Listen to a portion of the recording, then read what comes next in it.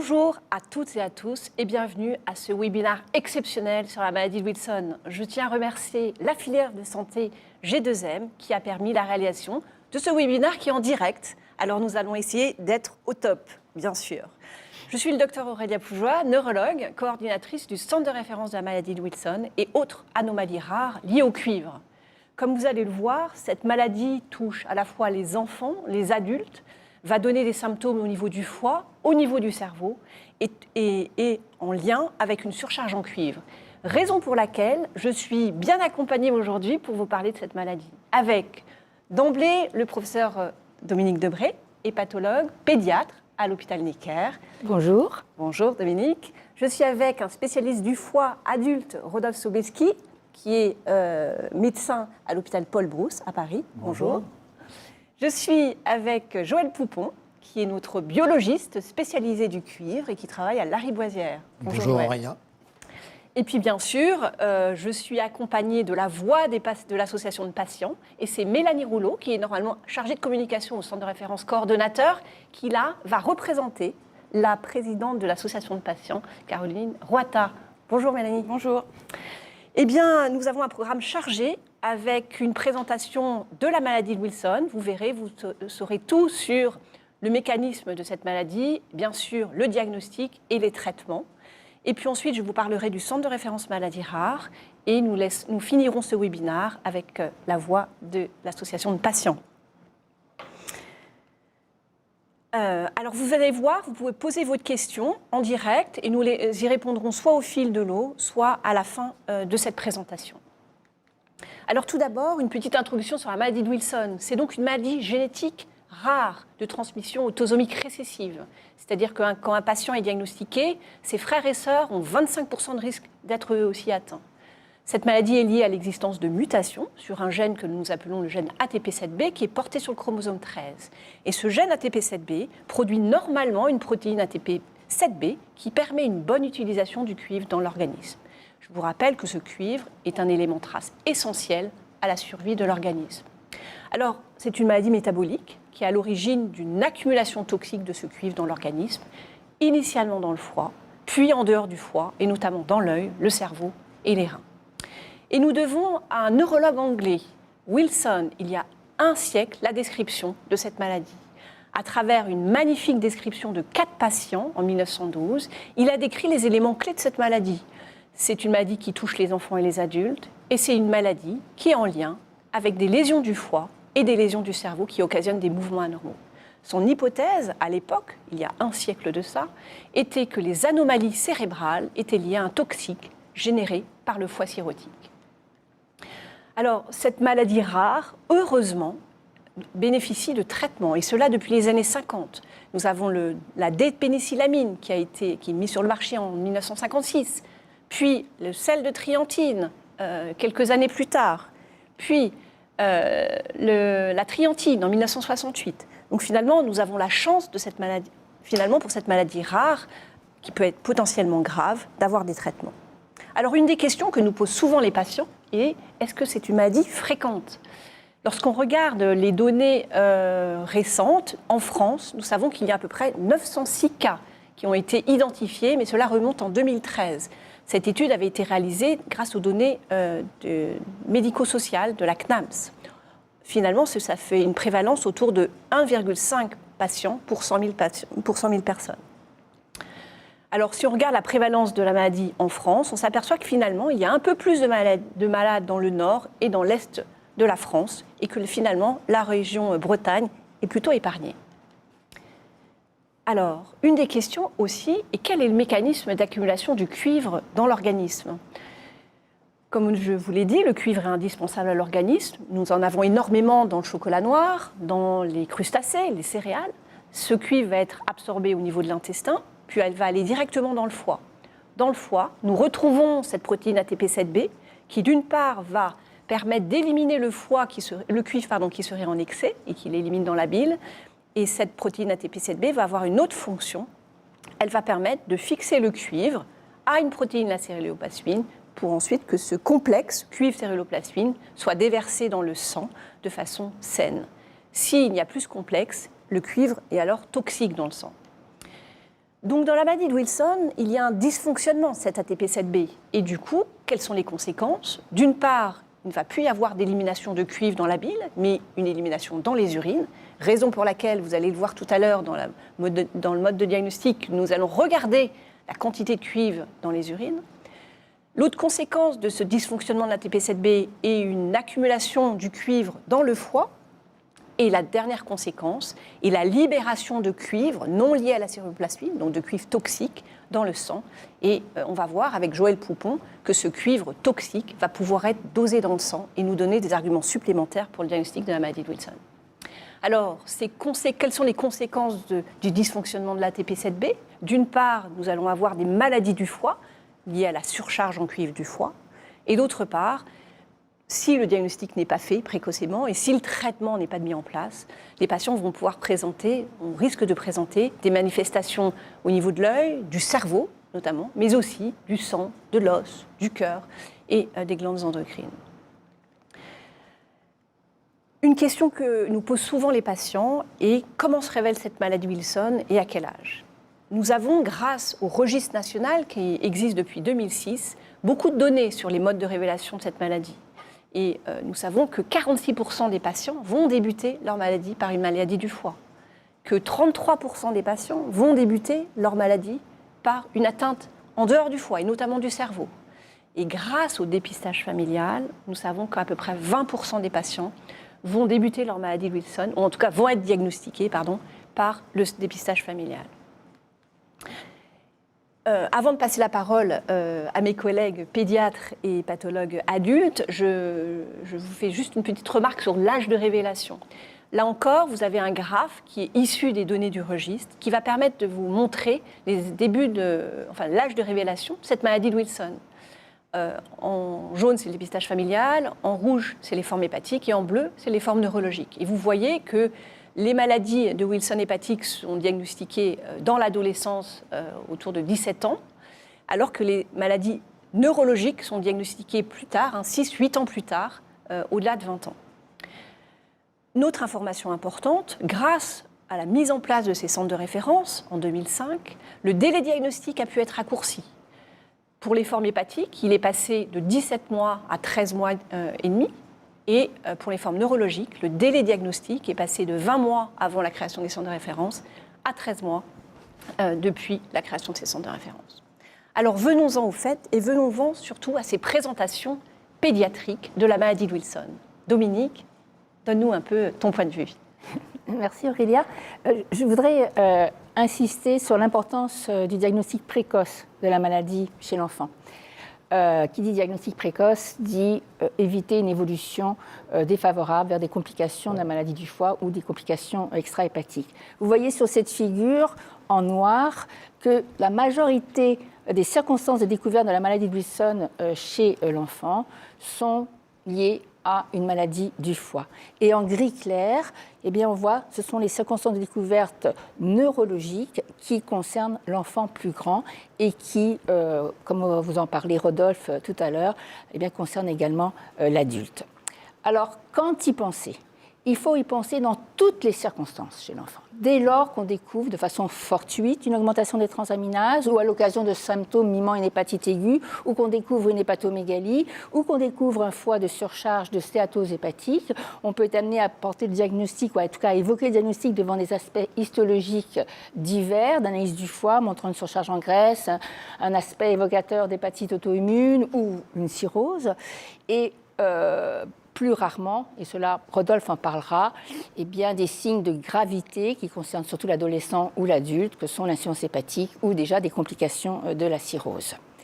Les autres circonstances de découverte, je voudrais juste rappeler que en fait, le message essentiel du pédiatre ou de l'hépatologue au pédiatre, c'est que devant toute augmentation des transaminases chez l'enfant, eh bien, il faut éliminer une maladie de Wilson, et ceci, quel que soit l'âge, en tout cas à partir de l'âge de 2 ans.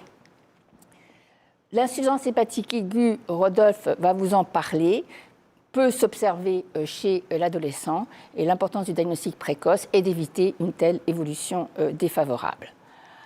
Les autres circonstances de découverte sont beaucoup plus rares, mais je voudrais insister sur le fait qu'une atteinte neurologique dont vous parlera Aurélia, parce que c'est un mode de révélation de la maladie plus fréquent chez l'adulte, eh bien, peut être observée chez l'enfant, rarement avant l'âge de 10 ans, mais l'observation de l'enfant plus jeune avait 6 ans.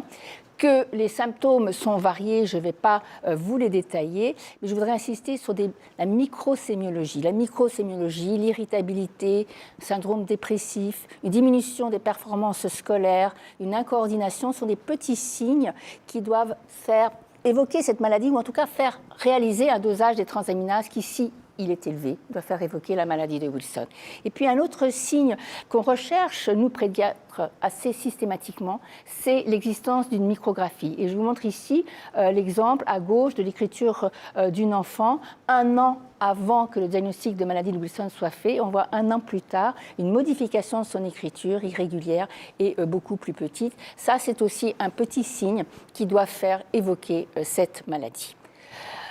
Toute autre circonstance découverte, comme l'a dit Aurélia, le cuivre en cas de surcharge importante va se développer au niveau de tous les organes extra-hépatiques. Et bien qu'il s'agisse d'atteintes hématologiques, rénales, cardiaques, endocriniennes ou osseuses, s'il vous plaît, pensez à faire un dosage de transaminase. Et s'il est élevé, pensez à la maladie de Wilson. Je pense que c'est particulièrement important. Le deuxième message, c'est le dépistage familial. Et ce dépistage familial, il ne concerne pas uniquement la fratrie, mais il doit concerner également les descendants et ascendants. Et il n'est pas exceptionnel de faire un diagnostic de maladie de Wilson chez un enfant d'un parent atteint ou à l'inverse, chez un parent d'un enfant atteint. Tout ceci pour nous amener à conclure que seul un diagnostic précoce permet de dépister ces formes peu symptomatiques ou paucisymptomatiques et d'éviter l'évolution grave, notamment celle que vous observez, Rodolphe, chez vos adultes. Merci Dominique pour cette transition vers Rodolphe. Effectivement, malheureusement, si le diagnostic n'est pas fait dans l'enfance, il peut être fait un peu plus tard, à l'âge adulte, et Rodolphe, en tant qu'hépatologue, a une position clé pour ce diagnostic. Alors, comme on vous l'a dit, la présentation hépatique de la maladie est le mode le plus fréquent de présentation de la maladie. Ça a été bien montré dans plusieurs études européennes et c'est le cas de l'expérience française, en particulier chez les patients les plus jeunes. Alors, je rappelle, comme ça a été dit, que l'âge des premiers symptômes et l'âge du diagnostic est volontiers plus jeune chez les patients qui ont une atteinte hépatique. Alors, on l'a dit tout à l'heure, les patients atteints qui présentent la maladie ont souvent un âge de début entre 5 et 35 ans. Globalement, ce sont des adolescents ou des adultes jeunes. Mais dans l'expérience de la cohorte française, il y a quand même des patients, 6% des patients ont plus de 60 ans. Donc il faut quand même y penser même à un âge plus avancé. Et l'âge en soi n'est pas ou ne doit pas être un critère d'exclusion de la maladie. Alors, comment les patients se présentent-ils? Il n'y a pas de symptômes spécifiques, ce qui peut rendre difficile le diagnostic. Et il peut y avoir une présentation qu'on aurait pu voir au cours d'autres maladies chroniques du foie. Alors globalement, le plus souvent, on peut avoir une hépatite chronique qui peut tout simplement des anomalies des tests hépatiques qu'on peut découvrir au cours d'un dépistage familial ou au cours d'un bilan systématique pour une autre cause. Le plus souvent, finalement, dans nos services, on voit arriver des patients jeunes avec une décompensation d'une cirrhose. On peut avoir dans quelques cas également, des cas plus rares, soit une insuffisance hépatique sévère, avec une hémolyse, une jaunisse, un ictère, une hémolyse avec un test de Coombs négatif, ou parfois, dans quelques rares cas, on peut avoir une insuffisance hépatique fulminante où s'associe à l'insuffisance hépatique des troubles de conscience, une encéphalopathie hépatique. Alors, les patients, ces formes peuvent être plus ou moins silencieuses, et les patients peuvent arriver avec des atteintes neurologiques, et ce qui témoigne déjà d'une atteinte extra-hépatique. Et quand on fait des recherches de maladies du foie chez les patients qui ont une atteinte neurologique, finalement on découvre à l'échographie quasiment tout le temps des arguments qui orientent vers une maladie chronique du foie, et 50% des patients ont déjà une cirrhose. Alors, l'anneau de Kayser-Fleischer, qui est un signe donc, de surcharge en cuivre en dehors du foie, et notamment au niveau de la membrane d'Esmet, au niveau de l'œil, qui se recherche par des ophtalmos avertis, avec un examen à la lampe à fonte. Cet anneau de Kayser-Fleischer est présent que chez 50% des cas en cas d'atteinte hépatique, alors que finalement, quand il y a une atteinte extra-hépatique déjà, pour l'atteinte neurologique, il est quasiment tout le temps fréquent. Merci beaucoup, Rodolphe, de cette présentation hépatique. Et effectivement, l'autre stade, lorsqu'on évolue un peu dans la maladie et si le diagnostic n'est pas fait, les patients peuvent se présenter, je vous rappelle, dans 33% des cas, par une forme neurologique qui peut être isolée. Comme tu le dis, la maladie du foie peut être silencieuse. Et lorsqu'on regarde le foie chez les patients neurologiques, il y a 50% des patients qui ont déjà d'ailleurs une cirrhose qui a été silencieuse. Donc comment se présentent les patients neurologiques ? Grâce encore une fois au registre, j'insiste sur ces données du registre parce que c'est des données rares, des données précieuses qui nous aident à comprendre cette maladie de Wilson. Eh bien, qu'est-ce qu'on sait par les données du registre ? Eh bien, 50% des patients ont des tremblements, 50% ont une dysarthrie, donc une difficulté pour parler. Un tiers des patients peuvent présenter des difficultés d'écriture. Dominique nous parlait de la micrographie et je vois qu'il y a une question sur les explications pour la micrographie. La micrographie est liée, en fait, c'est une diminution de la taille de l'écriture et c'est lié à une atteinte des ganglions de la base, des structures en profondeur du cerveau, là où va se loger le cuivre. Un tiers des patients présentent des dystonies, des contractions musculaires soutenues, un tiers des troubles de la marche. Et quasiment 23% ont une hypersalivation. C'est aussi un signe qu'on retrouve très fréquemment. C'est des patients qui se présentent en consultation avec un mouchoir dans la main, tellement ils ont une hypersalivation continue. Et puis, dans de rares cas, 14% des cas, les patients peuvent présenter des troubles de déglutition au diagnostic. Alors, le tremblement, comme je vous le disais, c'est le signe le plus fréquent. Heureusement, c'est le signe qui a le meilleur pronostic. Habituellement, il va rentrer dans l'ordre sous traitement au bout de quelques mois, quelques années. C'est un tremblement qui peut être variable, volontiers asymétrique. Ça peut commencer un bras, une jambe, gagner tous les membres. Ça peut concerner la tête aussi. Et puis c'est un tremblement qui peut être au repos, tranquillement, les patients sont allongés, ils tremblent, ou ça peut être un tremblement lorsqu'ils font une action. Donc c'est un tremblement qu'on appelle composite, extrêmement polymorphe. La dystonie, je vous ai mis des exemples, des photographies de l'époque de Wilson, qui correspondent à des contractions musculaires soutenues, des agonistes et des antagonistes, peut être soit généralisée, engendrant un handicap important, soit focale, comme sur le visage ou sur l'orteil ou les doigts. Et lorsque cette dystonie touche le visage, les patients ont volontiers ce rhizus sardonicus, donc on a l'impression qu'ils sourient spontanément, alors que, en fait, leur état psychique n'est pas du tout au sourire du fait de cette maladie, donc il faut se méfier de ce sourire sardonique. Et puis, ils ont volontiers une dysarthrie, donc cette difficulté pour articuler, l'hypersalivation, etc.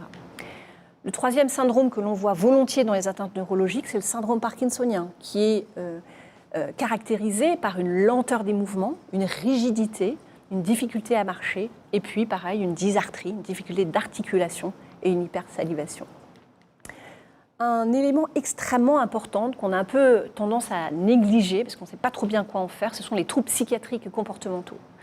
La prévalence est très élevée, beaucoup plus que dans la population générale. Je parle de ces troubles au diagnostic. Et d'ailleurs, la présence de ces troubles qui peuvent être isolés au diagnostic peuvent ralentir le diagnostic. Le délai diagnostique, d'ailleurs, lorsque les patients débutent leur maladie par les troubles psychiatriques, ce délai est allongé au-delà de 2 ans, 2 ans et demi, ce qui est énorme.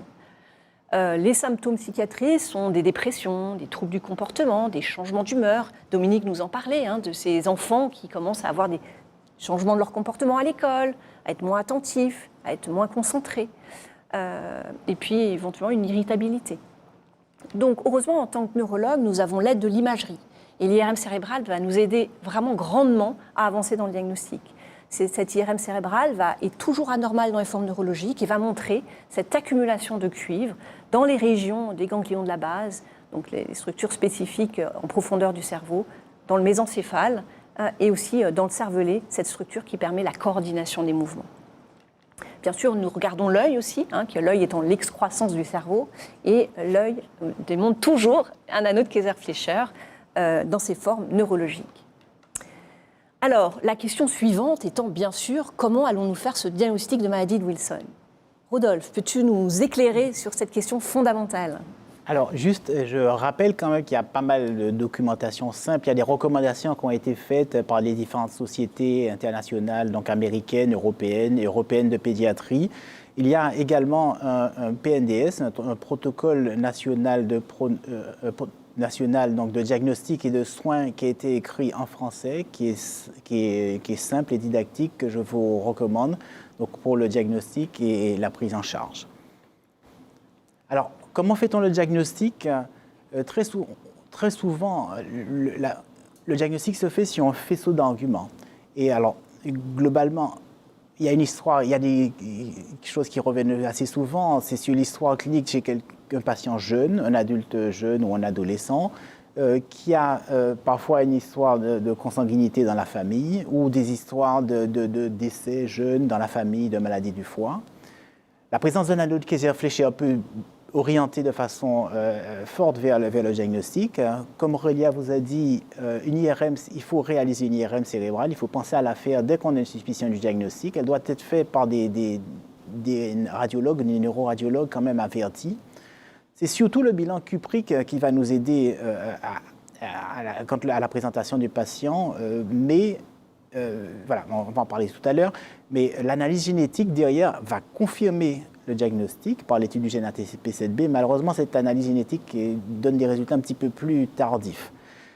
En ce qui concerne la biopsie hépatique, elle peut être utile si le diagnostic est incertain. On peut la faire également si on n'a pas réussi avec les diagnostics non invasifs avant, mais globalement, au début, on peut arriver à faire le diagnostic avec le bilan cuprique et l'histoire. Et c'est pour cela que je passe la parole à Joël qui va nous parler du bilan cuprique. Merci Rodolphe. Donc en effet, le bilan cuprique a une place évidemment fondamentale dans le bilan biologique, le diagnostic biologique et dans le diagnostic global. Et jusqu'à il y a quelques années, il reposait essentiellement sur le dosage de 3 éléments, la céruloplasmine sérique, le cuivre sérique total et le cuivre urinaire ou cuprerie préférentiellement de 24 heures. Classiquement, dans la majorité des cas, la céruloplasmine et le cuivre sérique sont bas, voire effondrés, voire indosables pour la céruloplasmine. Et la cuprerie est pratiquement toujours augmentée au-delà de 1,6 micromol par litre, par 24 heures. Pardon. Il y a quand même des pièges pour l'interprétation de ces 3 paramètres. Déjà, la céruloplasmine et le cuivre total peuvent être normaux chez certains patients sans cause apparente, enfin sans explication. Ils peuvent être notamment abaissés chez une partie des hétérozygotes. Dans la maladie de Menkes, autre maladie génétique qui touche le cuivre, dans la céruloplasminémie, on comprend bien pourquoi, puisqu'il n'y a plus de céruloplasmine. Dans les carences en cuivre, bien entendu, et dans certains syndromes qui touchent la glycosylation. Et enfin, le cuivre et la céruloplasmine sont augmentés dans les inflammations, parce que c'est une protéine de l'inflammation, et au cours de la grossesse, où le cuivre peut être multiplié par 3. Le cuprerie, c'est un bon marqueur, sauf qu'il n'est pas spécifique du tout d'un maladie de Wilson. Il peut être augmenté dans de nombreuses hépatopathies avec cytolyse hépatique, où on peut retrouver des taux très élevés de cuivre urinaire qui ne signent pas une maladie de Wilson.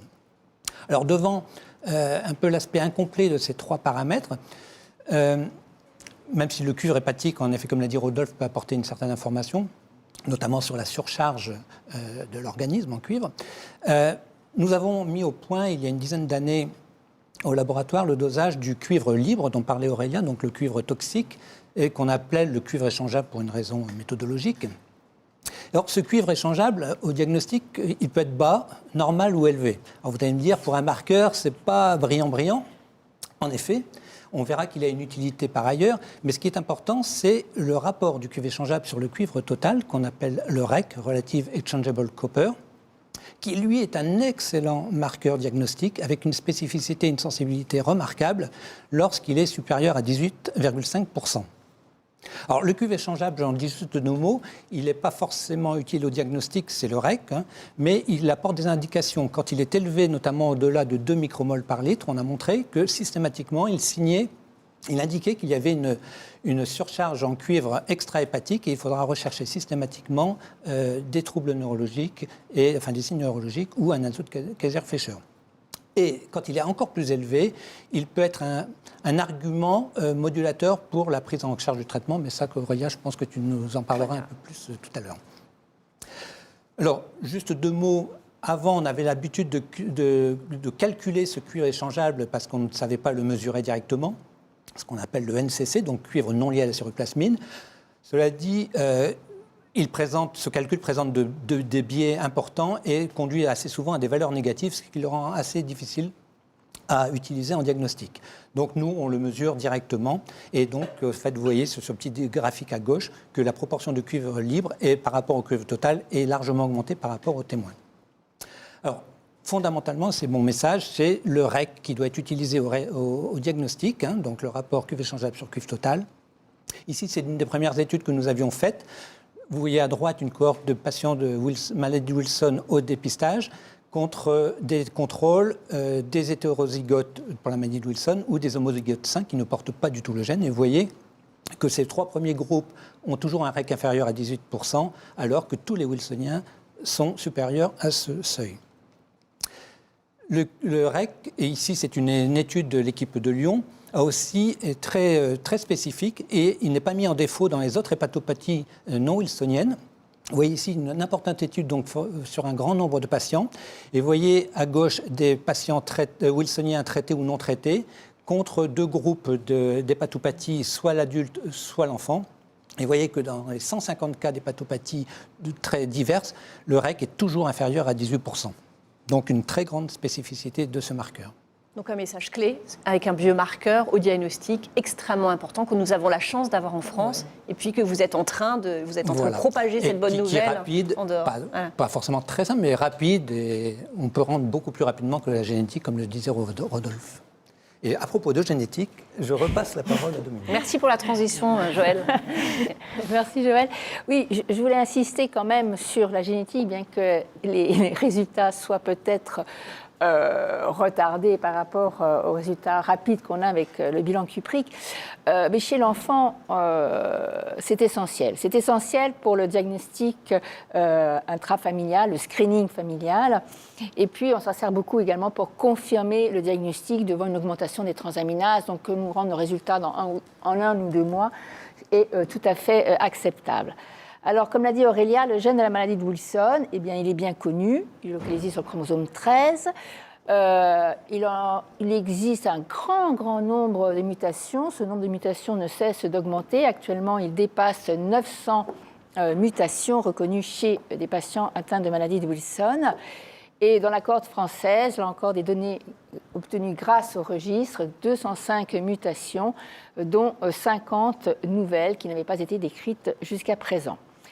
Et si on regarde toujours ces données du registre, eh bien, on voit que sur 418 patients, eh bien, le diagnostic génétique a confirmé le diagnostic de maladie de Wilson en mettant en évidence 2 mutations hétérozygote composite ou une mutation homozygote. Chez la majorité des patients, plus de 90%. Il persiste encore quelques cas où seule une mutation est retrouvée, ce qui ne permet pas de confirmer la maladie, 6% des cas, ou encore quelques observations beaucoup plus rares et de plus en plus rares, donc une mutation retrouvée chez 2% des patients.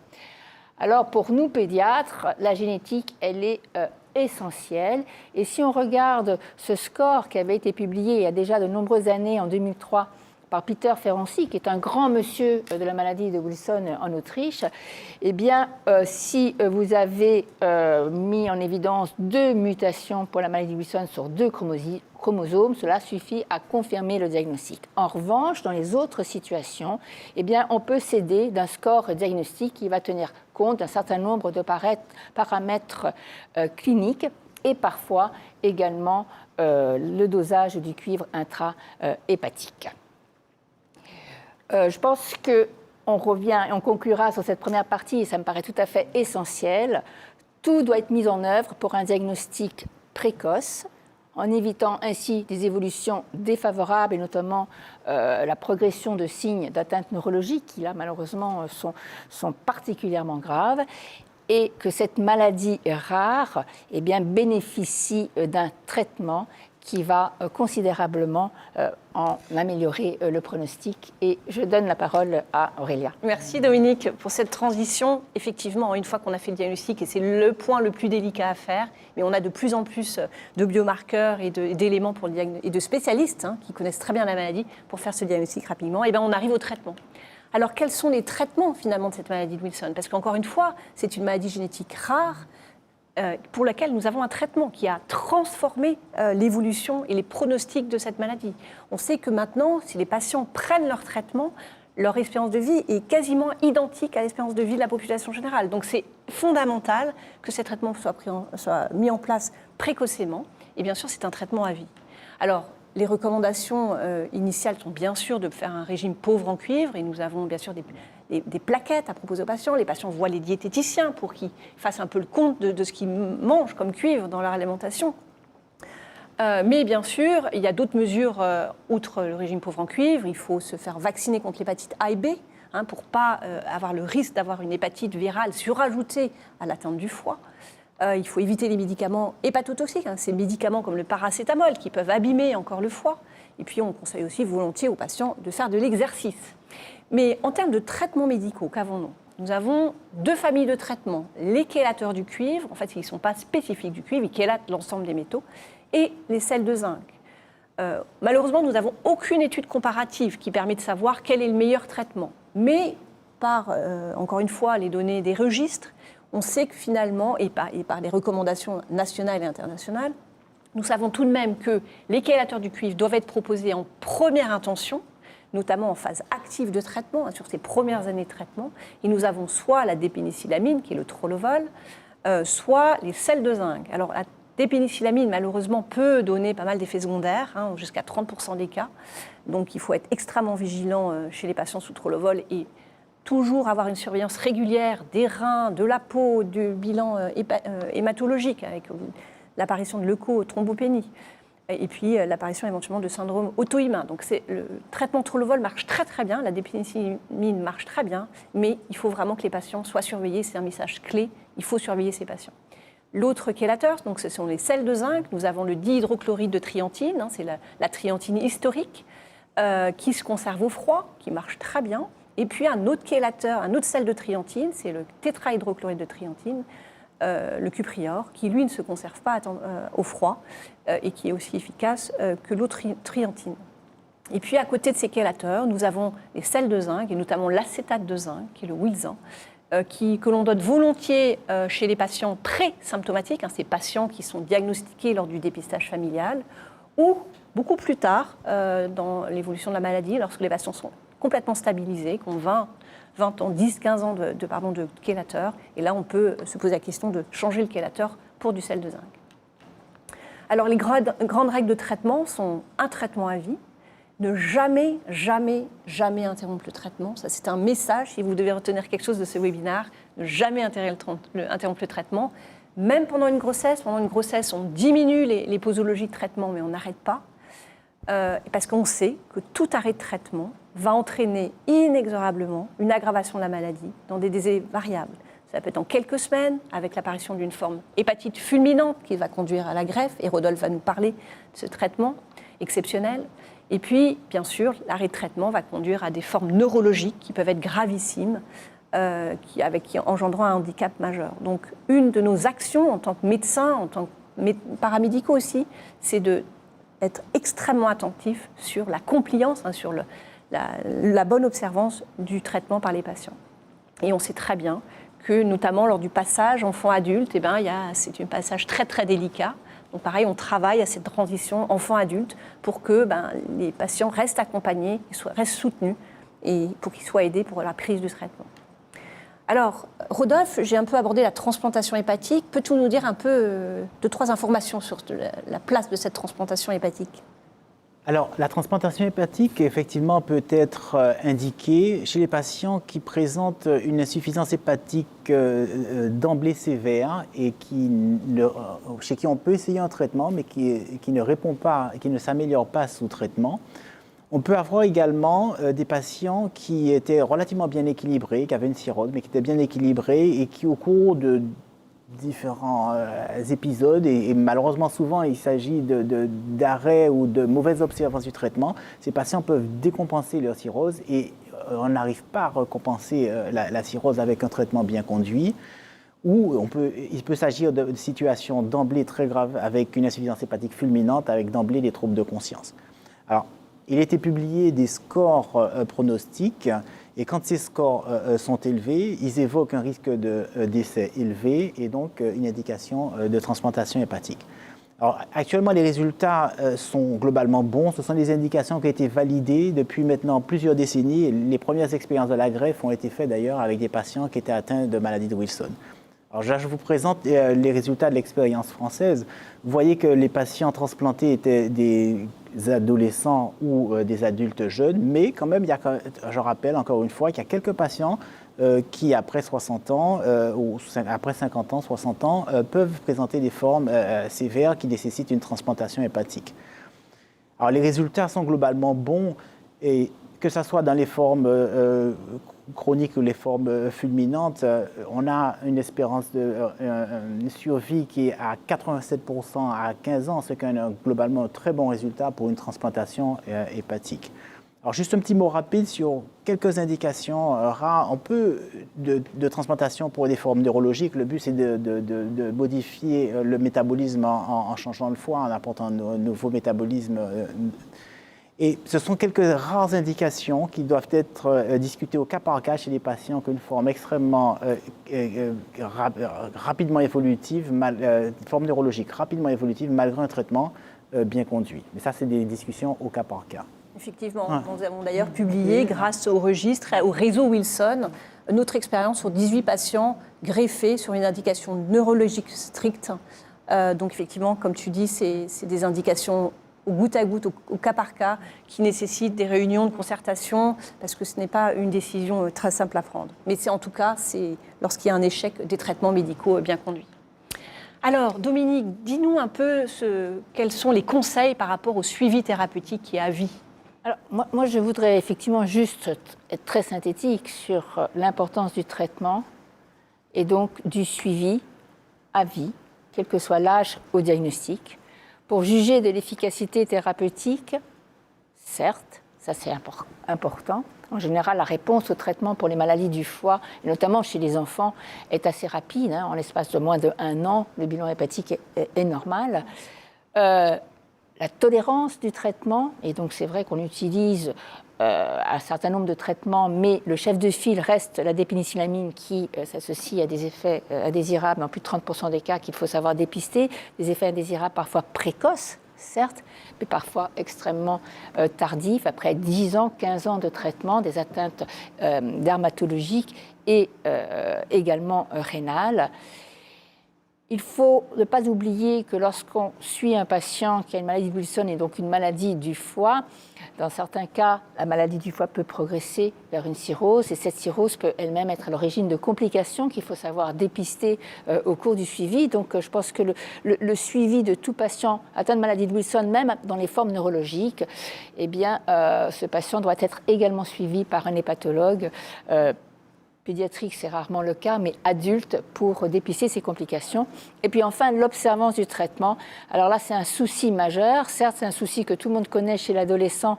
Et évidemment, la période de transition, de transfert chez l'adulte est une période particulièrement à risque. Mais je voudrais également rajouter que l'inobservance au traitement ne concerne pas que la pédiatrie et que très malheureusement chez l'adulte, je crois que vous êtes également confrontés à des difficultés d'observance chez des patients qui s'aggravent sur le plan neurologique. Merci Dominique. Donc vraiment ce triptyque, surveillance, efficacité, observance, tolérance et bien sûr, je rajouterai bien sûr la survenue de complications beaucoup plus tardives aussi. Et merci de souligner cette collaboration nécessaire, indispensable entre cliniciens, enfants, adultes, spécialistes du foie, spécialistes du cerveau et bien sûr avec l'aide des biologistes qui vont nous aider à trouver la meilleure dose du traitement et adapter au mieux ces thérapeutiques. Alors en parlant de thérapeutique, je voulais aussi finir ce chapitre thérapeutique sur les perspectives thérapeutiques. Il faut être honnête, nous sommes dans une ère thérapeutique très lumineuse, si j'ose dire, avec beaucoup d'investissements des laboratoires pharmaceutiques pour développer des nouveaux traitements. Nous avons un nouveau chélateur, le tétrathiomolybdate biscoline, qui est en cours d'exploration avec une étude de phase 3 internationale dont nous allons avoir bientôt les résultats. Et d'ailleurs, certains patients français ont été inclus dans cette étude. Donc l'idée étant de voir si ce chélateur, qui est beaucoup plus puissant que les autres, est encore plus efficace et aussi évite les aggravations neurologiques que malheureusement nous pouvons voir en début de traitement. Nous avons aussi un chélateur du cuivre qui va agir au sein de l'hépatocyte avec une excrétion du complexe dans la bile qui devrait aussi voir le jour. C'est un traitement qui a été mis en place par le CEA de Grenoble avec lequel nous travaillons, parce que n'oublions pas la recherche fondamentale qui est très très importante pour avancer dans la prise en charge de cette maladie de Wilson. Et puis nous avons la thérapie génique. La thérapie génique avance à grands pas. La thérapie génique, l'idée étant de restaurer le métabolisme hépatique du cuivre extrêmement précocement, avant l'apparition des signes pathologiques ou neurologiques. Et on va transducter un nouvel ATP7B, voire un petit taxi qu'on appelle un parvovirus, qui va aller dans le foie et qui va reproduire une protéine ATP7B fonctionnelle. Alors les premières études chez l'animal sont extrêmement prometteuses. Et actuellement, aux États-Unis, nous avons une étude de phase 1-2 qui a débuté avec un recrutement ouvert il y a très peu de temps, en avril. Et puis en France, nous espérons bien pouvoir ouvrir un nouvel essai de phase 1, 2, 3 en 2022. Donc l'avenir de la thérapie génique, on va savoir si finalement ça se concrétise, mais on y avance à grands pas. Alors pour conclure sur cette présentation de la maladie de Wilson, cette maladie rare, extrêmement particulière, qui est liée à un trouble du métabolisme du cuivre, j'insisterai sur ces présentations à tout âge, il faut y penser à tout âge, alors bien sûr avec un focus sur les formes pédiatriques, hépatiques, mais aussi neurologiques. Le diagnostic peut être difficile, mais aidez-vous de, bien sûr, cette triade céruloplasmine, cuivre total, cuivre urinaire, mais aussi en France du dosage du cuivre échangeable. Ce REC, ce Relative Exchangeable Copper, est un biomarqueur exceptionnel avec ce seuil de 18,5%, donc il permet un diagnostic rapide et efficace. Et puis penser que c'est une maladie chronique qui nécessite un suivi extrêmement régulier. Quand les patients sont stables, vont bien, c'est tous les 6 mois, avec un suivi clinique, biologique, et puis éventuellement une échographie abdominale, surtout tous les 6 mois s'ils ont une cirrhose, ou annuelle s'ils n'ont pas de cirrhose, et puis toujours dépister les complications, d'où la nécessité de ce suivi. Et puis dès qu'un patient est diagnostiqué, toujours penser à faire le dépistage familial. Alors bien sûr, de nombreuses interrogations restent en suspens. Et nous travaillons pour essayer de trouver quelques réponses à nos questions. Et puis, bien sûr, les traitements prometteurs. Alors, je serai très brève sur le centre de référence maladie de Wilson, parce que le temps court, même galope. C'est un centre de référence qui a été créé par le docteur François Voimant à l'hôpital Lariboisière en 2005, lors du premier plan national maladies rares. Il a été donc labellisé dès ce premier plan. Et puis, en 2019, le centre coordonnateur a été transféré à l'hôpital Fondation Rothschild. Nous travaillons toujours, bien sûr, avec le laboratoire de toxicologie de Lariboisière et la génétique qui était à Lariboisière et qui est maintenant à l'hôpital de Brie. Ce centre de référence maladies rares est un véritable réseau. Il y a donc 2 centres de référence et 8 centres de compétences. Et avec cette répartition sur le territoire, nous pouvons vraiment dépister, prendre en charge une grande quantité de ces patients atteints de cette maladie rare. Donc le centre coordonnateur est donc à Paris, comme je vous l'ai dit. Nous avons un centre de référence constitutif qui est coordonné par le professeur Lachaud à Lyon. Et à Lyon, ils ont aussi un laboratoire de toxicologie, un laboratoire de génétique et bien sûr les cliniciens, aussi bien pédiatres que hépatologues adultes et neurologues. Et puis, nous travaillons avec 8 centres de compétences répartis sur tout le territoire qui ont, eux, surtout des spécificités au niveau des cliniciens et qui essayent aussi de développer notamment la toxicologie. Je pense notamment à Toulouse, qui ont rejoint le groupe des spécialistes du cuivre avec le dosage du cuivre échangeable. Et puis il y a d'autres villes comme Bordeaux, Rennes qui s'y mettent aussi à doser le cuivre échangeable. Alors, outre ce réseau, ces équipes multidisciplinaires et pluriprofessionnelles, j'ai insisté aussi sur l'importance du registre national. Donc dès qu'un patient est diagnostiqué, tenez-nous au courant, contactez-nous pour le proposer d'être inclus dans ce registre qui est bien sûr anonymisé. Ça nous aide à faire des études sur cette maladie et comprendre mieux l'évolution de cette maladie et l'efficacité des traitements. Comme nous le disions auparavant, nous appartenons à la filière de santé G2M, des maladies héréditaires du métabolisme, et nous travaillons en lien étroit avec l'association de patients Bernard Pépin. Et d'ailleurs, je donnerai pour finir la parole à Mélanie Rouleau. Très brièvement, les missions du Centre de référence maladie coordonnateur sont au nombre de 6. Nous, donc bien sûr, à l'hôpital Fondation Rothschild, nous coordonnons le réseau national avec ses médecins, les non-médecins, l'association de patients, avec des réunions très très régulières, la création d'un site internet, la production de newsletters, dont est responsable d'ailleurs Madame Rouleau. Nous proposons un recours pluriprofessionnel avec des médecins, des infirmières, kinésithérapeutes, orthophonistes, psychologues, neuropsychologues, assistantes sociales, diététiciens, activité qui est réalisée sur place ou éventuellement par téléexpertise. Nous proposons bien sûr une expertise pluridisciplinaire et pluriprofessionnelle avec des RCP. Et gardez bien en tête que nous avons des RCP nationales mensuelles où vous pouvez vous connecter, je parle surtout aux médecins, vous pouvez vous connecter pour parler de vos patients qui sont délicats ou qui vous ont posé des problèmes pour le diagnostic ou pour le traitement. Ces RCP se font sur la plateforme Rofim, qui est une plateforme sécurisée, données de santé. Nous donnons bien sûr des avis d'expertise nationaux, mais aussi à l'international sur des dossiers médicaux. Nous avons mis en place les protocoles et nous sommes en train de travailler sur la mise à jour du PNDS, Protocole national de diagnostic et de soins, qui a été créé initialement en 2008 et que nous mettons maintenant à jour. Nous faisons bien sûr de l'enseignement et de la formation, de la recherche avec la publication de nombreux travaux, des projets de recherche multicentrique, et nous participons aux essais thérapeutiques.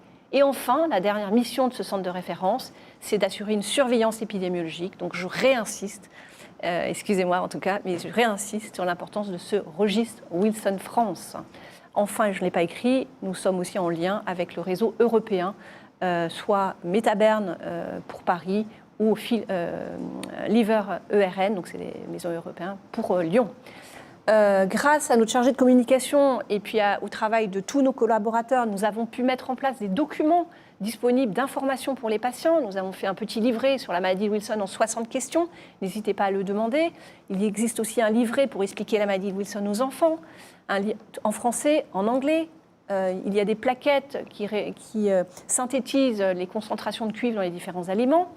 Un petit film sur l'importance de l'observance a été aussi fait il y a 2 ans et est toujours visualisable sur Internet. Nous avons un livre de recettes pour les Wilsoniens et puis d'autres documents que vous pourrez trouver sur le site du centre de référence. Donc n'hésitez pas à cliquer sur le lien pour aller voir ce site. Nous allons finir ce webinaire avec la voix de l'association de patients. Malheureusement, la présidente Caroline Roata n'a pas pu se déplacer, mais Mélanie Rouleau va parler en son nom. Merci Mélanie. Merci Aurélia. Donc je vais être la plus concise possible. Je remercie Caroline d'avoir préparé les éléments que je vais vous présenter. Donc l'association Bernard Pépin, c'est une association de loi 1901 qui a été créée en 1988 par le professeur Michel Haguenau. Elle compte aujourd'hui un petit peu moins de 250 membres qui sont pour la plupart des patients atteints de la maladie de Wilson, des proches de ces patients ou tout simplement des personnes qui sont sensibilisées à cette cause. Le bureau de l'association qui a été nouvellement élu la semaine dernière est 100% bénévole, comme l'intégralité des membres de l'association, et aussi 100% féminin. Il est composé de patientes et de mamans de patientes et de patients. Et puis ce bureau fait partie d'un conseil d'administration auquel participent des médecins qui sont invités, hépatologues ou neurologues. Et bien évidemment, l'association travaille, mais ça a été dit plusieurs fois, en étroite collaboration avec le CRMR et tout le réseau du CRMR qui vient de vous être présenté. Donc l'association a 4 grandes missions. La première est d'apporter conseil, soutien et aide matérielle aux patients et aux proches de ces patients, de communiquer au grand public sur la maladie de Wilson en apportant une information vulgarisée sur la pathologie, de sensibiliser l'ensemble du corps médical pour réduire encore et toujours l'errance diagnostique, et puis de participer à la recherche en finançant des études et des projets de recherche. Et à ce titre, et aussi pour apporter un hommage au professeur Haguenau qui est décédé en décembre dernier, l'association a créé un prix Michel Haguenau, et le premier lauréat est une lauréate, c'est le professeur Corinne Collet, qui est généticienne à l'hôpital Robert Debré, pour son projet sur la recherche de gènes modificateurs. Et juste un détail, le professeur Haguenau est neurologue à Lariboisière et a été, avant France Vraiment, a été un peu le premier à prendre en charge de nombreux patients atteints de maladie de Wilson. Et c'est pour ça que nous lui rendons hommage, parce qu'il est disparu l'année dernière. Alors l'association participe à de différents événements tout au long de l'année, soit des événements qu'elle organise elle-même comme son assemblée générale, ou soit des événements qui sont coordonnés par d'autres acteurs. C'est le cas par exemple avec la journée d'échange patients-soignants qui a été mise en place par l'hôpital Femmes-Mères-Enfants de Lyon, ou encore les journées maladies rares qui ont permis à des patients wilsoniens français et marocains de se rencontrer, et c'est un événement qui a pu être réalisé en partie grâce au concours de l'Université de Marrakech. L'association donc est très investie, et son investissement prend différentes formes. Elle a participé au film qui est réalisé par le CRMR Wilson en 2019 et qui traite de l'importance de l'observance du traitement. Ça a été dit à de nombreuses reprises, donc je ne peux que vous inciter à regarder ce film que vous trouverez sur les plateformes habituelles et sur le site du CRMR. Et puis elle participe à des événements virtuels aussi bien au niveau national qu'à l'international. Pour communiquer, l'association dispose d'une page Facebook et d'un site internet sur lesquels vous pouvez poser vos questions et sur lesquels vous pouvez aussi apporter votre soutien à l'association. Elle met aussi en place, elle réalise une très très belle et riche newsletter que vous trouverez d'ailleurs sur le site de l'association. Et puis on est très heureux du temps de parole qui nous est donné aujourd'hui, parce que a été mis en ligne la semaine dernière un dessin animé, Hugo et la maladie de Wilson, qui s'adresse aux enfants et auxquels ont contribué des enfants pour sa réalisation.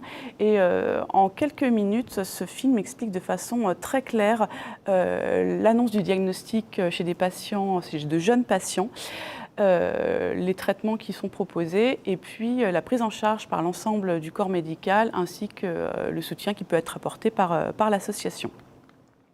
Enfin, pour terminer rapidement, donc le plan d'action de l'association, c'est de pérenniser son investissement dans des journées comme celle proposée par le Centre de référence maladies rares, de poursuivre également la création de vidéos, de mettre en place des questionnaires, et puis d'être au centre du triangle patient-médecin et les autres acteurs dont font partie, par exemple, la filière G2M. Et puis elle poursuit aussi sa recherche de soutien financier pour contribuer à soutenir la recherche. Merci beaucoup Mélanie pour cette présentation extrêmement claire. Nous avons fini ces présentations autour de la maladie de Wilson, et maintenant je vous propose que l'on réponde aux quelques questions qui sont apparues. J'ai déjà une question directement pour toi, Joël. Comment faire un dosage du cuivre échangeable et les modalités ? Alors, tu vas peut-être pas nous faire un cours complet sur la méthodologie, mais il n'y a rien de bien particulier. C'est un prélèvement comme un prélèvement pour faire un prélèvement de cuivre total. La seule chose, c'est que faut que le délai d'acheminement ne soit pas trop long, pas supérieur à 24 heures. Sinon, il faut congeler le prélèvement. Mais à ce moment-là, il suffit de nous contacter pour qu'on donne toutes les modalités. Mais sinon, ce n'est pas un dosage particulier au niveau du prélèvement, en tous les cas. D'accord, merci. Une autre question concernant les médicaments hépatotoxiques. Alors peut-être Rodolphe, y a-t-il des médicaments contre-indiqués chez les patients ? Et pour le paracétamol, comment traite-t-on la fièvre chez les patients du coup, notamment en pédiatrie où la fièvre est fréquente ? Bon, je vous laisse décider de qui répondra. Je peux commencer. Je vais peut-être commencer chez l'enfant. Nous, de principe, chez tout enfant porteur d'une maladie du foie, on contre-indique l'aspirine et les anti-inflammatoires non stéroïdiens du fait du risque hémorragique, c'est un risque qui peut être parfois faible chez certains, du risque hémorragique lié au développement de la fibrose dans le foie et d'une hypertension portale. Et on autorise aux doses habituelles la prise de paracétamol. Alors par voie orale, moi je donne volontiers pas les doses je donne les 12 kilos. Chez l'enfant, on a des suspensions Doliprane ou dose 10 kilos, donc dose 10 kilos 4 fois par jour, ou dose, si c'est par voie IV, c'est vrai que les doses recommandées au maximal, c'est 60 mg kilo. On arrondit, mais on est dans du 40, entre 40 et 60 mg kilo jour. Mais il n'y a pas de contre-indication chez ces enfants ayant une maladie de Wilson. Alors, au stade d'insuffisance hépatocellulaire, c'est peut-être un petit peu différent, ou de cirrhose très évoluée. Et je passe la parole à Rodolphe. Oui, alors pour nous également, toutes les choses sont à prendre avec beaucoup de prudence. Alors effectivement, l'aspirine, pour l'aspirine, effectivement, et les anti-inflammatoires non stéroïdiens, on déconseille dans ces conditions, vu le risque, notamment quand il y a une insuffisance hépatique, vu le risque de saignement ou d'insuffisance rénale. Voilà. Alors maintenant, en ce qui concerne le paracétamol, alors, en cas d'insuffisance hépatique aiguë, oui, c'est formellement contre-indiqué. Chez des patients qui ont une maladie parfaitement stabilisée, chronique, on conseille peut-être la prudence avec des posologies peut-être un petit peu réduites. Alors, pour un adulte, par exemple, les posologies sont de 3-4 grammes chez un adulte de 60 kg. Moi, j'ai tendance à aller à 1 gramme de route, même si c'est 3 grammes très ponctuellement. Oui, mais il faut être très vigilant quand même pour savoir que une posologie habituelle de 3 grammes chez quelqu'un ou voire 4 grammes chez quelqu'un qui a une insuffisance hépatique peut avoir une toxicité très sévère. Donc les choses sont à moduler en fonction de l'ancienneté, la sévérité de l'atteinte. Et surtout de ne pas les prendre trop longtemps. Oui, de ne pas les prendre. Si c'est une prise ponctuelle, je pense que ça peut passer. D'accord. Nous avons une question sur y a-t-il un suivi biologique de la bonne observance du traitement ? Alors ça, c'est une grande question, effectivement. Je vais peut-être... Joël, tu veux répondre ou tu veux que je réponde ? Je peux citer et tu vas expliquer. Je pense que biologiquement, le dosage du cuivre échangeable est un bon marqueur à la fois de l'efficacité du traitement et surtout de la non-observance, parce qu'il baisse régulièrement à l'initiation du traitement et il remonte irrémédiablement dès que le patient n'est plus observant. Ça, c'est clair. Alors, on est en train de le publier, mais c'est évident que dès qu'on voit que le cuivre échangeable est en train de réascensionner, on se doute qu'il y a quelque chose au niveau de l'observance. Et bien sûr, il faut regarder les enzymes hépatiques, les ASAT, ALAT, qui elles aussi, très souvent, se mettent de façon parallèle en train d'augmenter gentiment. Donc, cuivre échangeable. Bien sûr, regardez la cuprurie des 24 heures, parce que si le patient n'élimine plus de cuivre, c'est globalement, soit il ne prend pas son traitement correctement, ou au contraire, on a volontiers des trop belles cupruries, typiquement des patients qui prennent leur traitement la veille de venir en consultation, et là, nous avons des cupruries qui explosent lors de la consultation, mais c'est logique. Donc, en gros, voilà, on a plusieurs marqueurs, le cuivre urinaire, le cuivre échangeable, et puis bien sûr les enzymes du foie. Alors, quel est le seuil du poids de cuivre sur foie sec qui permet de diagnostiquer la maladie ? En cas de cholestase d'autre origine, le poids du cuivre sur foie sec peut être augmenté aussi, je crois. Jusqu'à quel seuil ? Alors, je crois que dans l'étude, dans les recommandations européennes, ils avaient mis à 4,8 micromoles par gramme de foie. Alors, c'est vrai que c'est un seuil qui est déjà élevé. Au-dessus de 3,8, je crois, on peut dire qu'il y a qu'on peut déjà quasiment affirmer le diagnostic. Voilà, c'est quelque chose.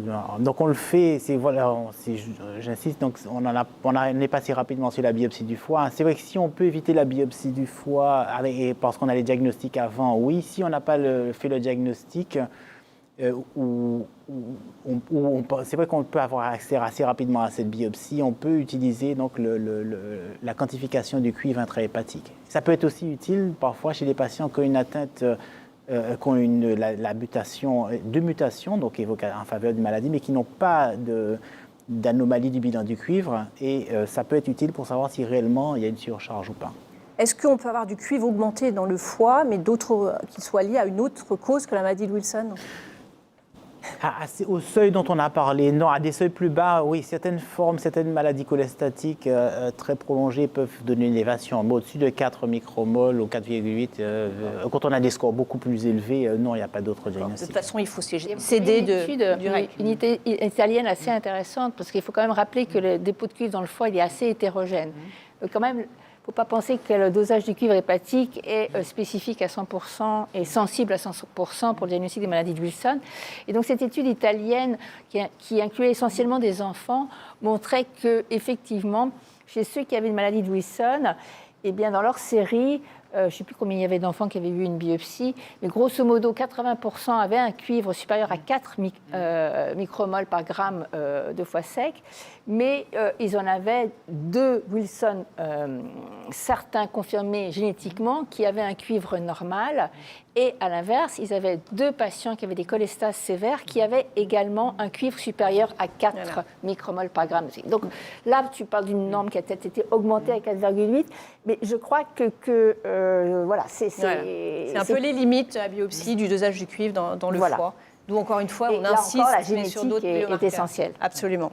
Ce webinaire va bientôt finir, donc j'avais peut-être juste une question. Une personne parle de la fatigue. Finalement, cette fatigue, est-ce que pour vous, c'est un symptôme fréquent rattaché à la maladie de Wilson? Alors, une question courte, réponse courte. Comme toute maladie chronique du foie, ça peut être associé à une fatigue. Alors, c'est difficile de faire la part des choses parce que c'est souvent associé aussi à beaucoup d'anxiété. C'est difficile de faire la part des choses pour la fatigue en soi. Mais une maladie chronique du foie peut entraîner une fatigue, oui. D'accord. Et une maladie du cerveau aussi. Donc c'est vrai que je pense que c'est un signe malheureusement qu'on retrouve assez fréquemment et même chez des patients traités correctement. Il va falloir maintenant clôturer ce webinaire. J'espère que vous avez appris beaucoup de choses sur cette maladie rare. Si vous avez d'autres questions, n'hésitez surtout pas à nous contacter, contacter le réseau. Il y a le site sur lequel vous allez trouver aussi beaucoup d'informations. Je tenais bien sûr à remercier encore la filière G2M pour cette initiative qui permet un peu de nous donner une voix à cette maladie rare. Et puis je remercie beaucoup mes collaborateurs qui appartiennent au réseau Wilson, le professeur Dominique Debré, le docteur Joël Poupon, le docteur Rodolphe Sobeski et Mélanie Rouleau. Un grand merci à vous tous et j'espère à très bientôt. Au revoir. Au revoir.